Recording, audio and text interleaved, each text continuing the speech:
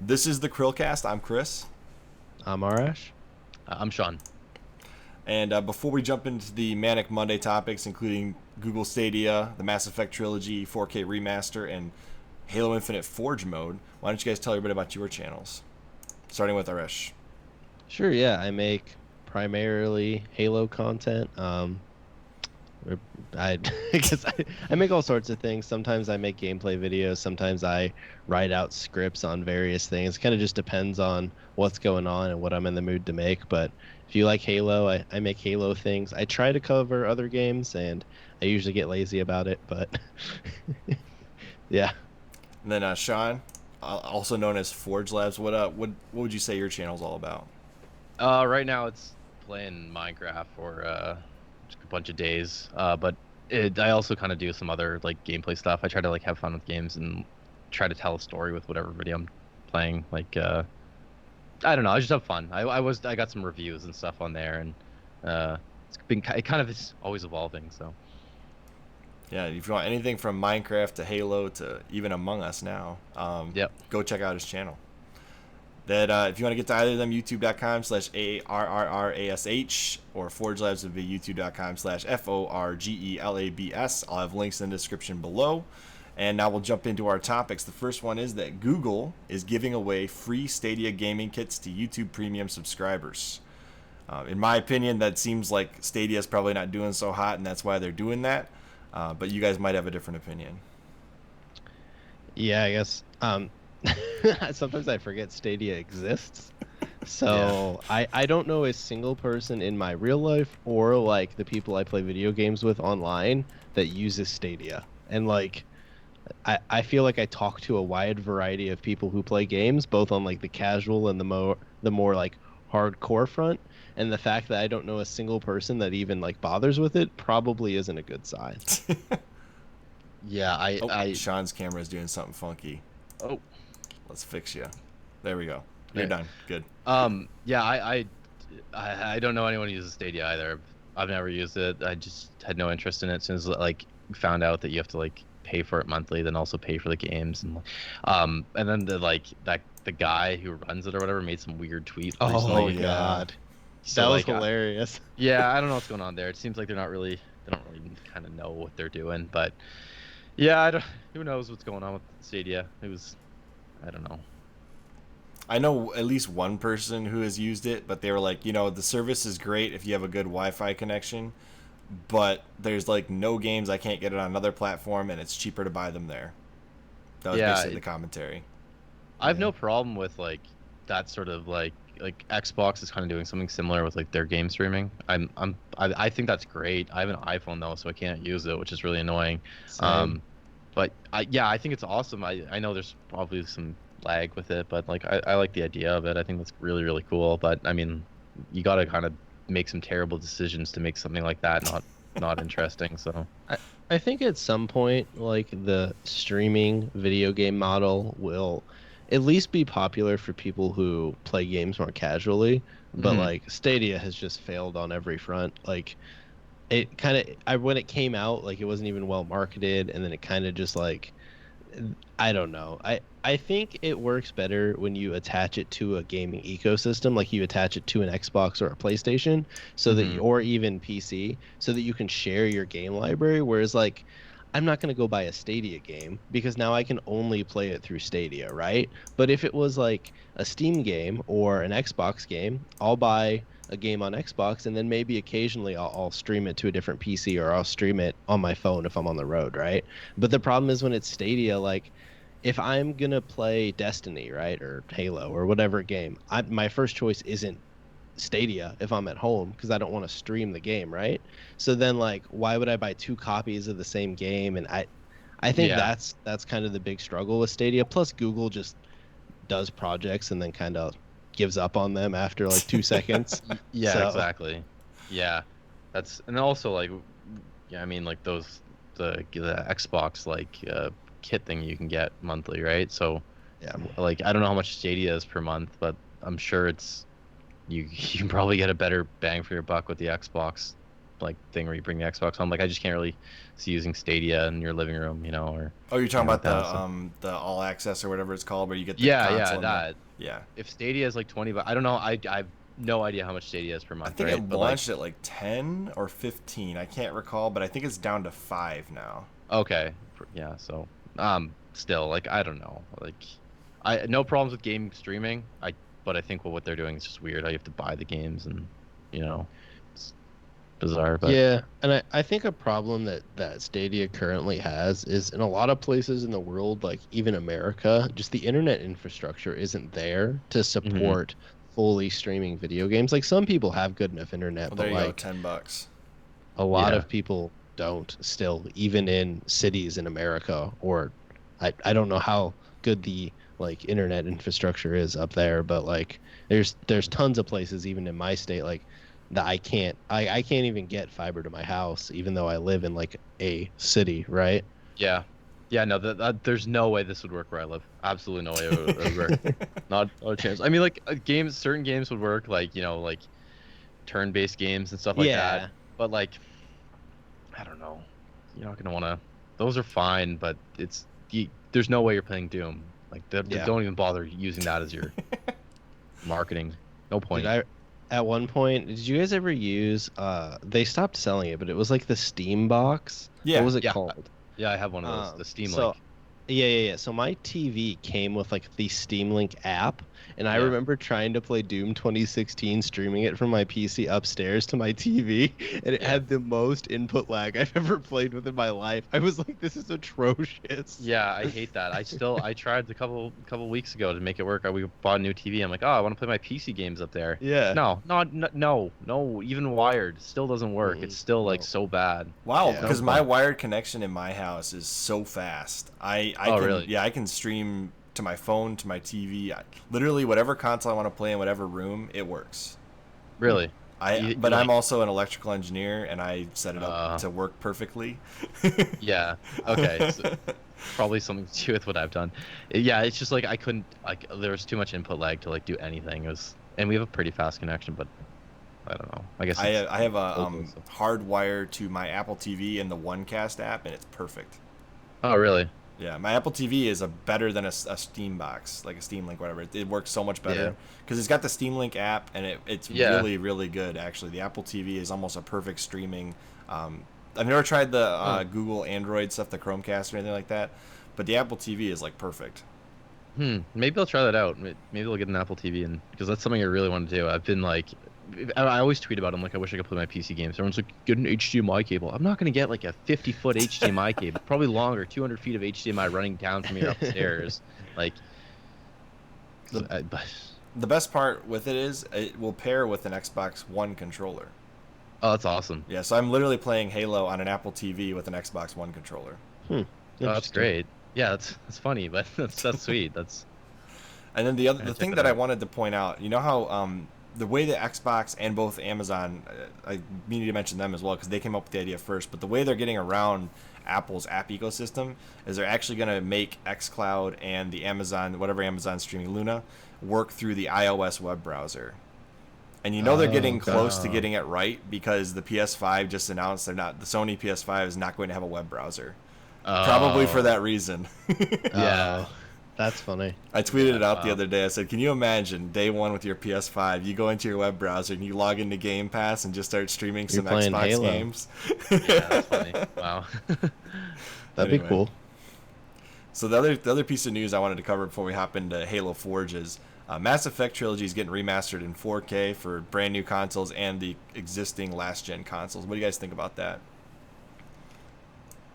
Do you I've wanna never go played first? Mass Effect. Oh, really? Never? Never. This So will be a great I've- way to get into it if you ever considered it. Yeah, I'm always told that they're awesome and that I should check them out, but like it's hard for me to get into a new game, so I want to check it out. I just I bought Mass Effect 3 when it came out. It's still sealed in that room back there. $90. Haven't touched it. So Oh, yeah, that's right. Canadian's a little more expensive, isn't it? yeah. After tax, it's like $90 for a brand new game. So it's still sealed from day one, but I haven't played it. I have to say the best experience I had with Mass Effect 3 actually was on the Wii U. Oh, really? Yeah, because you can use the actual Wii U gamepad to do your inventory and your abilities, and you never Oh, yeah. have to pause the game once. Yeah. So it's like you get the Xbox 360 version optimized for the Wii U with inventory management on a screen. It's really actually well optimized. That's pretty The cool. Wii U did that with like a handful of games, so it was really cool. It did that But with a lot of games. Unfortunately, in the the Wii U sold like poop, so. I still have mine. Yeah, I've got mine too.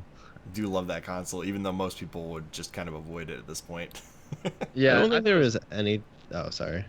I was just gonna say I thought it was cool. There's like some cool things they did with it, like some of the party games and stuff. Was like they like thought about like what would be like a fun way to implement the second screen, and did some innovative stuff with it. Yeah, the asymmetrical gameplay is awesome. Mm-hmm. Like Nintendo Land. Oh my gosh, that was great. Yeah. Yeah, Nintendo Land was cool. Yeah, I was just gonna say like I don't think the Wii U's failures are like the Wii U itself. I think it was just the way it was marketed and the fact that like so many people the naming is terrible. It just sounds like it sounds like a newer version of the Wii. You know, where like it sounds like the Xbox One X or whatever. But then again, Xbox's naming structure is atrocious lately. So Yeah, I don't. I was talking about that today when I was driving home. I was like to my girlfriend, I'm like, man, what do you? I like she doesn't know too much about gaming, but even she recognized, she's like, that's a really weird name. I think it just comes down to because it's like they don't want to call it the Xbox 4 because it's 4 is less than 5, and yeah, but it's still so stupid. It's the stupidest thing I've ever heard for names. I think they really put themselves in a bad place when they named their second console the Xbox 360. Yeah. And where do you go from there? They wanted to tie it all together with the Xbox One, right? So now they're into all of the Xboxes are the Xbox Series, whatever they decide. Like, I'm sure I would love it if they would come out and say the Xbox Series F is the fridge, which would be great. yeah, that's really funny. Yeah. I saw a TikTok earlier that they made a fridge. They did with Snoop Dogg. Yeah, that's pretty epic. We actually, the video we have coming out on Monday, we talk about it. Or last Monday, we talked about it. Next Monday is same token. So, anyways. Gotcha. Yeah, real quick. I'm pretty excited about the Mass Effect trilogy. I've played. Those are the only ones I've played. I never bothered with Andromeda. One thing I'm interested in, I haven't paid too much attention, but like I tried to replay through the whole trilogy like a year or two ago, and just Mass Effect 1 like hasn't aged well. I can't stand the combat in that game, and so I just gave up on my playthrough. So I'm interested to see if they do anything to make that play more modern, because every one of those games that came out, they made the combat system less of an RPG and more of just like an action game. And I admittedly that is more what I'm into than regular straight up like RPG stats and stuff. So I'd rather it play more like an action game. So I'm interested to see if they'll make any changes. Well, although people might get upset, but I'm interested to see if there's any changes that make like Mass Effect 1 and even 2 to a degree play a little more modern. Yeah, and I think if I remember correctly, when Wisefish and I actually talked about the rumor that this was coming out back like a couple weeks ago, and now it's announced. That's really cool. But we did talk about they need to modernize Mass Effect 1's controls and gameplay effect, just because it's too different from the other two. Anybody coming into it is going to immediately be like, nope, never mind. Unless you have a lot of love of the original. You play Mass Effect on PC these days, and your crosshair is just that huge circle, and whether or not you hit an enemy is all based on your character's like stats, and it's I can't do it. I can't like I there should be stats based like tied to my character, and it should affect gameplay. But like if I can't even aim and hit an enemy, if I have bad stats, like I can't. Yeah, it was more of an RPG. They tried going the like modernizing Knights of the Republic with it, but yeah. I do think that they had. I remember reading this in one of the sources that there was a rumor EA. The reason this took so long is because they were retooling the first game. Oh, so we'll see. Interested. Yeah, I'm interested to see. I think, and this is the last thing we can kind of move on. But I think for BioWare's sake, I think this needs to be good. I think if BioWare wants to reclaim any like public love, I think they need to hit this remaster out of the park. I think if they kind of flub this, or if it's just another one of those remasters where it's just some textures and you're like, if it's one of those, I think we've Yeah. kind of all given up on BioWare. So Fair enough. So onto the main topic. Probably the reason that people are clicking on this video is because we have, Mr. Forge Labs, and we're talking about Halo Infinite Forge. So I'll have a timestamp to get here. So if you're here just for this part of the video, we talked about some other stuff that you don't care about anyway. So here we are talking about Halo Infinite Forge. And I saw this article the other day. It's kind of one of the things that inspired me to do this segment. Was that they had some ideas for what should be in Halo Infinite Forge mode. I know, Arrrash, you've had quite a bit of experience with the Halo 5 Forge, correct? At least playing the games. yeah, I mean, I've played on a ton of the custom maps. I've opened the Forge editor and went, wow, this is a lot of stuff. This is not like it was in Halo 3.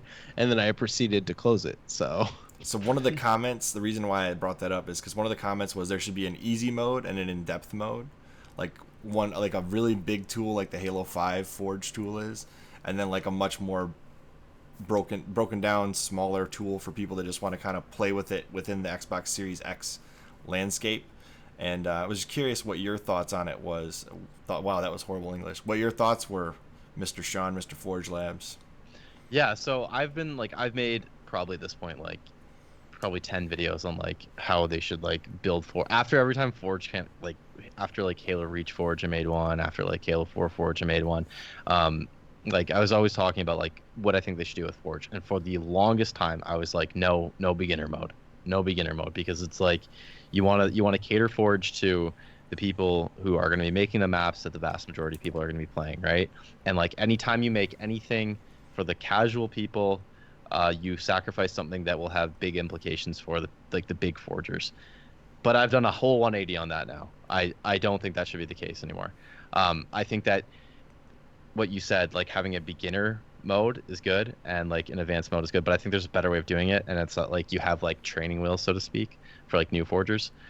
So you like they can like launch a tutorial, so to speak, and like the tutorial would like ideally guide them through how to build like a basic map. It'd be like they'd have like those like I don't know how to explain it, but like you would have like like a transparent like base, and it'd be like, okay, put a block here to like make your entrance, or like choose one of the doors, like here, go to our list of doors and choose one of like the doors and like put that here, and like get them used to placing objects down, and then like also have like a thing in like the settings that could like hide some of the more advanced stuff, and then like or like if they want to like make like an opening door, like it's I found out that that's what they should do, because I couldn't do any of the like I was so bad with scripting in Halo 5, and like just to even do the simplest stuff, I needed someone to come in and like show me how to make a door open, and it's like I can't figure this out. There's no way I can figure out how to script this.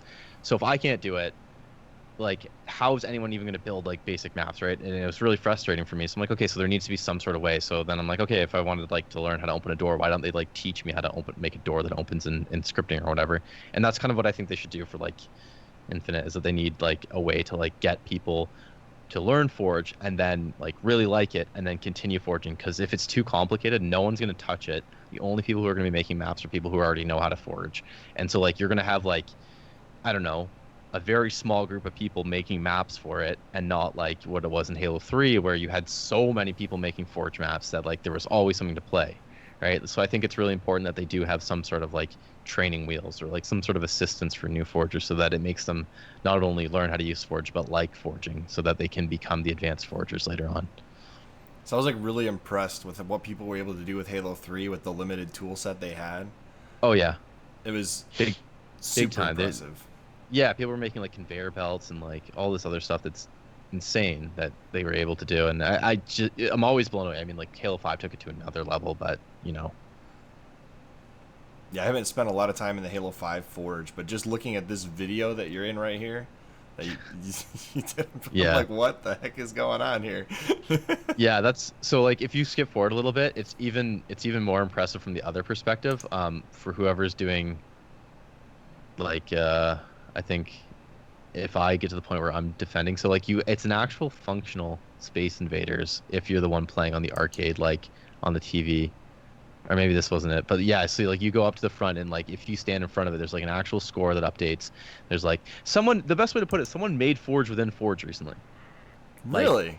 yes, like a functioning Forge within Forge that you can like choose objects, place Yeah. them, and like do everything from with like a Forge within Forge. It's insane what they've done, It's absolutely insane.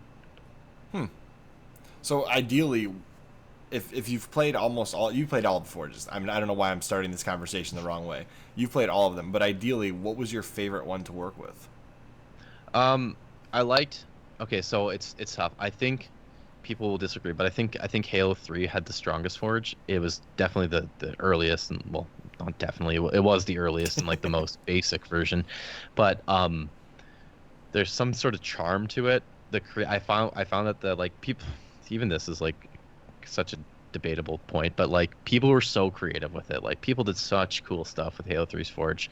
Um, and I maybe it's because I was younger and my imagination was better, or like I don't know what it was, but like I felt like people were more innovative. And it's really hard for me to say that when we're watching a video of like a functioning Space Invaders of that someone built in Halo 5. But I really liked what people did with Halo 3, and um, Halo 5 was fantastic. Like you there's nothing you couldn't do in Halo 5. There's nothing you couldn't build with Halo 5. Like you could pretty much take anything that you can see visually and you could create it in Halo 5, and not just like kind of, but like actually like looking exactly like it. Like I built um that house from The Walking Dead. I don't know if you guys watched the show at all. Um like one of the houses in it, it's called like Hilltop. I like was able to like make the actual house like look like the actual house. It was insane. People made stuff that like looked better than like regular games in Halo 5, like modern like stuff. Like it was absolutely insane what people were doing. And I don't know. I liked Halo 5 because it had so much flexibility in that regard, and like you could like spend enough time with it and make anything, right? So it was really cool. Yeah, I definitely have missed a few of these because I didn't know you did the Jurassic Park one. Oh yeah, I didn't build that. Someone else built it, and I like showcased Or you're it. But just like, demoing it? yeah. So this one, I think this is like Chernobyl. Yeah. So someone like made Pipriat, and it looks pretty cool. And it's like a paintball game. You forgot I used to do face cam. It's Majora's Mask. Some of them are better than others. Like this is like you can see like obvious, but it's not like a perfect recreation by any means. It's kind of this is like Halo 5 really evolved throughout its life cycle. Like because they kept adding more stuff to it, they kept adding more props and more features and stuff, and so maps just kept getting better and better and better as time went on. Like when it first came out, you couldn't add textures. Like you could barely color stuff. You could barely like half the objects weren't there, and got better and better. But like, yeah, Dunder Mifflin. So if you watch The Office, this is one that I made. This one took me a long time to make, but like, you can you can get stuff that looks pretty decent. Yeah, I'm pretty impressed. I haven't spent a lot of time with Halo 5 Forge because most of what I play in Halo 5 is the campaign, and then Hmm. whatever I can download on the internet, I'll play a little bit of that. But I'm not the biggest Forge guy. I did a lot in Halo 3, but I was Hmm. not wasn't the most adept person. I tried to make like death race scenarios or like Yeah. one of those duck hunts, those kinds of things. Those were what I was more into at the time. But yeah, this is like a whole nother level. I was very impressed just scrolling through some of your videos on Halo 5 Forge. Yeah, people we got really into it. Like you'd start using like little pieces of a railing to make like a file cabinet, like you can see there, like trying to make plants and like hiding stuff. Like like this, I'm not even anywhere close to what some of the other people are building and Forge. Like Wyvern Zoo, she made some like absolutely insane stuff. Like absolutely, you wouldn't even believe that it was like made in Forge. Like it looks better than like the Halo 5 like dev maps. Um, and so like it's just incredible what people did with all of this. It's like absolutely insane. Now, what features in the various Halo games would you like to see come back in the Infinite Forge mode? Well, I think like they should use Halo 5's Forge as a base and like build off of everything that's in Halo 5 Forge, um, and like move the needle a little bit more so that it's more in line with dev tools. Like right now, it's like it's still kind of a map editor, but like later on in its life cycle, it became more of like a map maker. And I'd like to see that needle pushed a little bit further. So like you can look at like regular game engines, right, and start emulating more of the stuff that they can do. And I think what's cool about it too is that like Halo 5's Forge is like a lot of people who were forgers in Halo 5 went on to work at 343 as map designers, because of the stuff they made in Halo 5 Forge, right? So I think they should like empower people to like do more of that, right? So like give them more like stuff that like regular game design would use, right? So like that sort of stuff so that they can like start making make it more like the Unity engine, or I don't know too much about that stuff, but like make it more like that sort of editor, and take what's in Halo 5 Forge and just expand upon it and move the needle a little bit more towards like dev tools, I guess. Makes sense. Yeah. I definitely have to say, like, people that want to make just a simple thing like Halo 3, like what they had there, aren't going to probably get very far with a dev tools type of deal. Yeah, for sure. But having that available to people who are extremely creative and have the know-how to do that kind of stuff, I think it does make sense. Yeah, yeah, absolutely. I mean, like, the beauty of it is that you can strike the balance, right? Like, you can find a way that they can just like pick up boxes and put down like a quick little base if they want to like make their own version of like Valhalla or whatever, right? Like they should be able to just snap some stuff together, and like as the tools progress, there's a way that you can like cater to both those people so that you have like the ease of use and it's not too intimidating, but also like the people who are more skilled with it can like go further with it. Like maybe you would have the computer editor have all the options and have like an in-game editor like we had in Halo 3. Yeah, for sure. Have that duality like we talked about earlier. Yeah. I guess the last question is, what could they possibly do to ruin Forge mode for you? Do what they did in Halo 4. Yeah, I guess the most important thing is like, don't go backwards, right? Like take what is in Halo 5 and go on with it.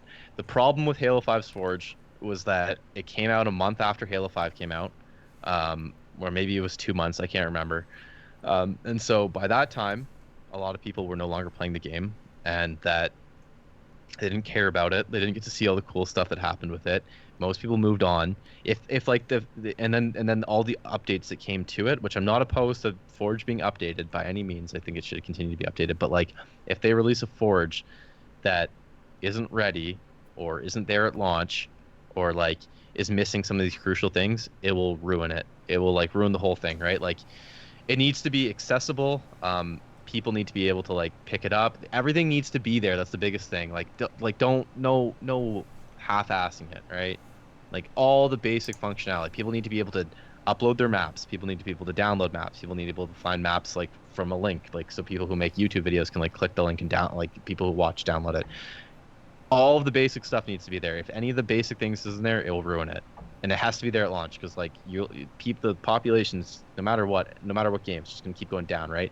So capitalize on all that like excitement and have people who are there for the first time seeing like, oh sweet, this Forge mode, you can do so much with it. I'm gonna check this out every day, right? Like, that needs to be there. You want to have the people playing the game drive more people to play the game. Pretty much, yeah. Yeah, exactly. So you want like, when you have the most amount of people playing it, you want them all to be able to be like, hey, look, there's this sweet mode that's here, not like half of this mode and it will get better later on, because then you're in a game of like trying to win people back who were originally playing. You want to just have them all there, and like, I don't know, no steps back. I know that's kind of like not the greatest answer, but like, just the basic functionality that was there in Halo 3 needs to be there, right? So now, what about you, Arrrash? What would ruin Forge mode for you? I think, well, I guess obviously if it took a step back or if it wasn't there at launch, kind of like Sean said, but for me, I think a really big thing that I hope that they improve on in Halo Infinite, so this isn't really, it's like a sideways answer to your question, but like for me, and Halo 5 took the first step of having in-game like searchability tools for maps and game modes, but I really hope that Halo Infinite takes that to the next level, because like, so back at least in 3 and Reach and stuff, you really had to go to people's file shares, and there was websites that people posted maps on, and then Halo 5 had the custom, like, you could search for maps in the game using tags and gamer tags and whatnot, and you could sort by like modified date and most likes and things like that.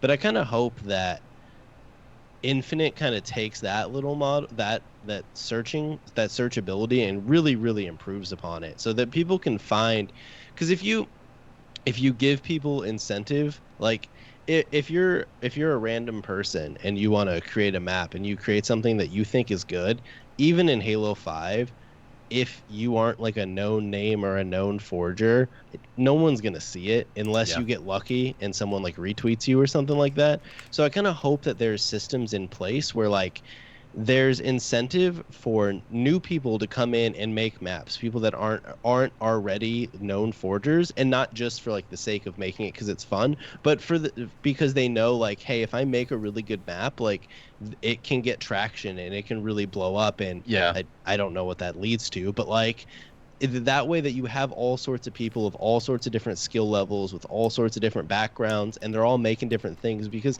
even if new people are coming in and they're not making the best maps, I can guarantee the ideas that they bring can be retooled and reused by other people, and that's how you start to get really, really cool stuff. Yeah, for sure. It's that was one of the things too, is when I was like showcasing maps and people were like asking me like how can I get people to download my map and stuff. That's one of the things that was always troubling. Like it was hard to like filter through like maps and stuff, and like well, for the longest time I was like, okay, post your map on Forge Hub, but like for them to do it, it's like, okay, I need to like go take screenshots of my map. And this was at the beginning too, you had to have a capture card to do that, right? Like there was no way to like, you could use Halo 3's built-in feature, but a lot of people were lazy.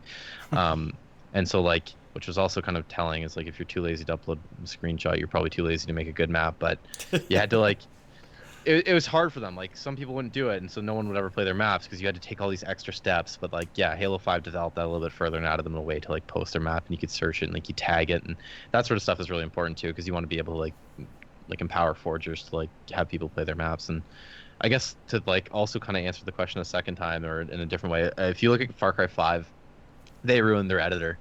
Far Cry 5 had an amazing map editor, but it was by far the worst editor ever.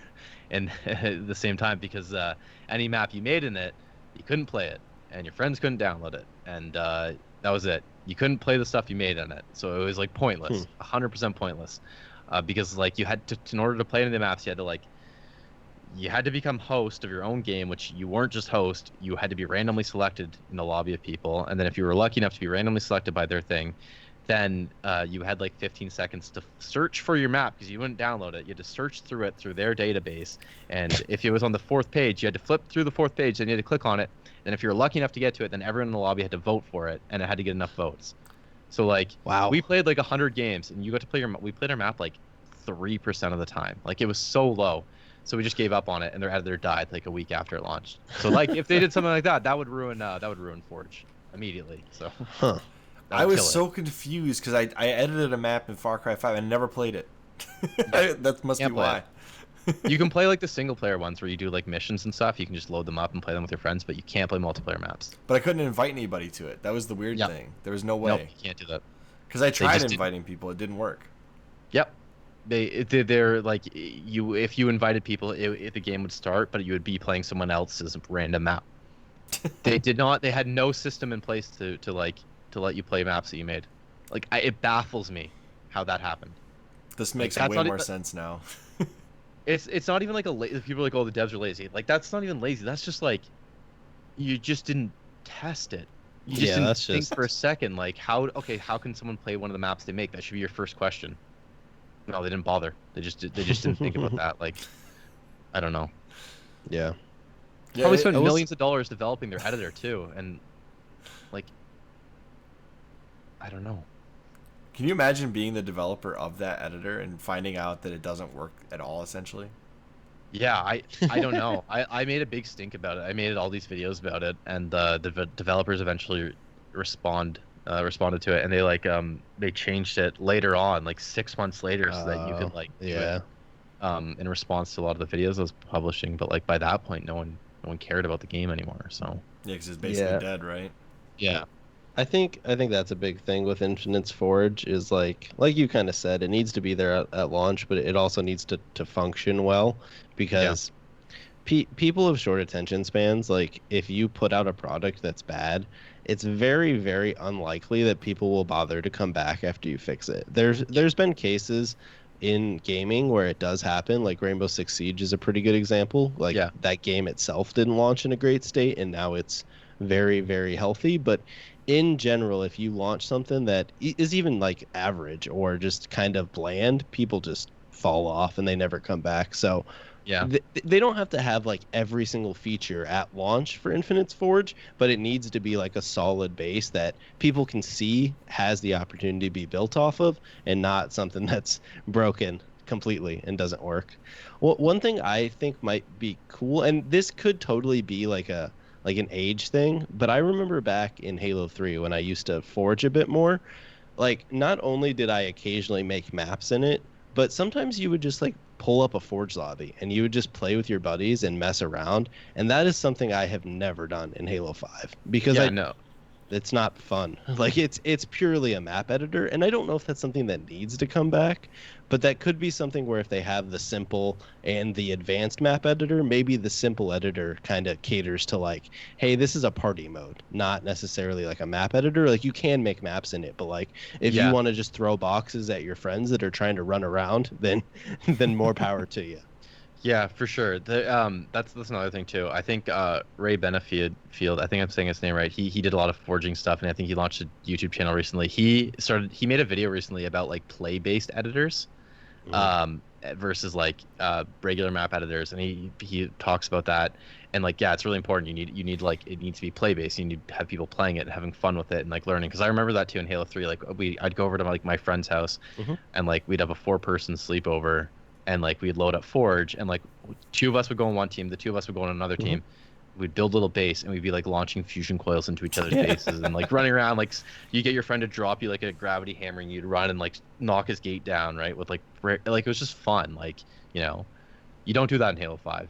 I mean, I did a lot just because I spent so much time in Forge, like with my friends, like when we're working on a map and you have like 3 people in there and they're just like screwing around. But like, no, it wasn't the same. It wasn't like you're on Foundry throwing a tank at someone or anything like that. So yeah, and I think that's a good way to get people that like aren't map editors into the mode, is they're playing it and they're just messing around, and maybe they stumble into a cool trick, or they want to try and figure out a trick to be able to do something, and then eventually some of those people make maps. I mean, and none of my Halo 3 maps were any good, but like I only made Halo 3 maps because I enjoyed messing around in Forge, and occasionally like some of my buddies would be in there, we'd mess around and it'd be like, hey, like what if we like put a base here and like put some turrets over here, and we made an infection map, right? Whereas like in Halo 5, since I never even got into the editor much, we never did that. And it's not a huge deal because like my maps weren't any good, but like I just think the more people you have in a tool, the more likely at the top end you're to get the really cool stuff. yeah, for sure. And that's exactly it. Like you're playing around with your friends, and you build like a racetrack. You're like, oh, you're having fun doing it. Then you save it, and now it's just a map you play with them later on. And then maybe one person's like, and that's what happened for me too. I was like, I was already interested in map editors, but like I remember doing that with my friends and being like, we were building the city for cops and robbers, and like I saved it. And I'm like, I'm gonna work on this later on and make it better. And I did that. And like then like it's that sort of stuff. You want people to have fun with it. It's not like, don't like, yeah, it is first and foremost a tool, but like also like make it a mode too, So the one thing that I like to do in a lot of the older forging, and I guess this will be my last thought, and you guys can jump in with one last thought if you want to, but I like to just put all the fusion coils somewhere in the air to start the game, and have somebody spawn there and be so confused why they died right in the beginning of the game. And then they would randomly spawn there, and I'd have the rocket underneath it. So everybody going for the rocket would run the chance of having fusion coils randomly spawn above them. And yeah, it's sort of fun stuff. Yeah, I love doing stuff like that. Like, I've done so much stuff, crazy stuff in Forge, like screwing around with people. We used to do this thing called this was really bad, but it was a series that we were going to start back with this old YouTube channel as a part of it. We called it Pimp My Forge in Halo Reach, where we'd go into other people's Forge maps and we would like help them build it better. Oh yeah. But we didn't do that. No, we'd go in and we'd just screw up their map like big time, right? Like, then there was a trick you could do. You could put the grid in the mountain on Forge World that would crash the Xbox. You'd like put it in the mountain, set it to normal physics, and like the game would like just destroy it. And so we'd always do that to people, even then when they were working on their map, which I feel bad about because sometimes people lost maps. And so we'd always tell them, hey, make sure you save a backup before you invite us, because I used to love doing stuff like that though. Yeah, it was always I think the whole just mindset has changed on that kind of stuff over the years, and like what used to be like, I don't know, maybe we're just all getting older. Maybe that's what it is. You look back, you're like, oh man, I really messed with that guy. Yeah Yeah. No, for sure.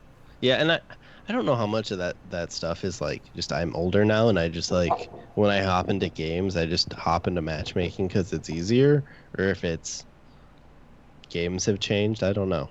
Yeah. Could be a combo. Anyway, you guys have any last thoughts on Halo Infinite's Forge or potential Forge anything? I just hope it's fun. I just want to have some fun. I'm excited to forge again. I